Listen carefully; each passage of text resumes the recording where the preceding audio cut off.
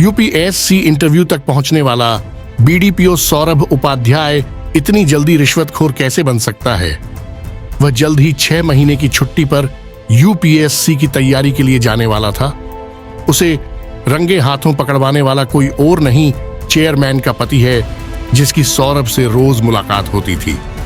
हरियाणा में रेवाड़ी खंड के बीडीपीओ सौरभ उपाध्याय 26 दिसंबर को अपने कार्यालय में 50 लाख रुपए के विकास कार्यों के बिल पास कराने की एवज में 35,000 रुपए रिश्वत लेते हरियाणा विजिलेंस से रंगे हाथों पकड़ा गया। रिश्वत की यह राशि इसी खंड की पंचायत समिति की चेयरपर्सन के पति रविंद्र खोला ने उसे पकड़वाने के लिए दी थी।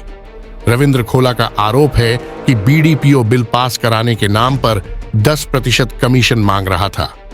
इस घटना के तुरंत बाद जो प्रतिक्रियाएं और एक के बाद एक सवाल उठ रहे हैं, उसने इस कार्रवाई की विश्वसनीयता को कटघरे में खड़ा कर दिया है। आगे बढ़ने से पहले बीडीपीओ सौरभ उपाध्याय के बारे में बताना जरूरी है। करीब 6 महीने पहले ही यह अधिकारी हरियाणा सरकार की HCS एलाइड की परीक्षा क्लियर कर सीधे इस पद पर नियुक्त हुआ था। उसकी रेवाड़ी में पहली पोस्टिंग थी।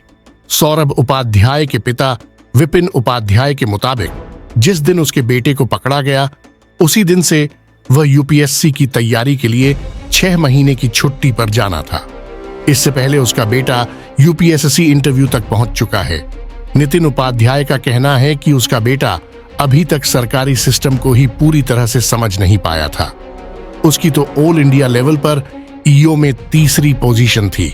उसकी कार्यप्रणाली के बारे में पूछना है तो गांव के सरपंच बीडीपीओ में कार्यरत कर्मचारी बताएंगे। नितिन उपाध्याय का दावा है कि उसे तो एक साजिश के तहत फंसाया गया है। सौरभ को बंद कमरे में पीटा गया, उसके साथ जबरदस्ती की गई। शिकायतकर्ता की शिकायत में ही झूठ साफ नजर आ रहा है।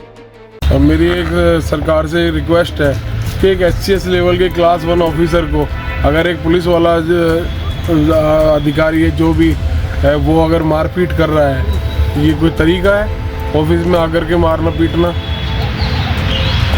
किस तरीके से मारा पीटा है और वहाँ पर कितनी भीड़ थी जो मैं भी देख रहा हूँ, ये क्या तरीका है? नहीं, वो ऐसा तो कोई बात नहीं, पर वो 4-5 दिन से बहुत सुस्त था। वो मेरे से कभी इतनी टेंशन मेरे से कोई बात नहीं थी। अपनी माँ से जरूर कभी कभी कर लेता था, बाकी और मेरे से तो कभी नहीं। जब रविंद्र खोला को पता है कि बीडीपीओ सौरभ उपाध्याय 6 महीने अवकाश पर जा रहा है, तो उस पर एक दिन में एक साथ 50 लाख रुपए के बिल पास कराने के लिए तरह तरह के दबाव डाले गए। जब उसने गलत फर्जी बिलों पर हस्ताक्षर करने से मना कर दिया तो यह साजिश रच दी गई। उन्हें न्यायपालिका पर पूरा भरोसा है। उधर इस घटना के बाद रेवाड़ी खंड के अंतर्गत आने वाली ग्राम पंचायतों में सरगर्मी जोरों पर है। अधिकांश सरपंचों 30 को यह यकीन नहीं हो रहा है।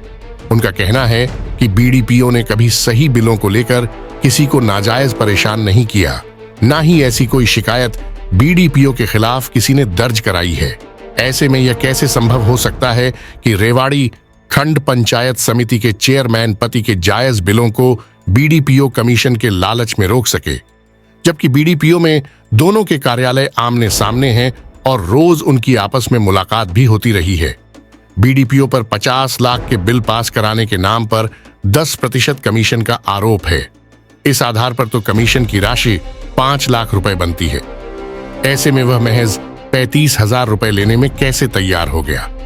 यह राशि तो 50 लाख के सामने ऊंट के मुंह में जीरा भी नहीं है।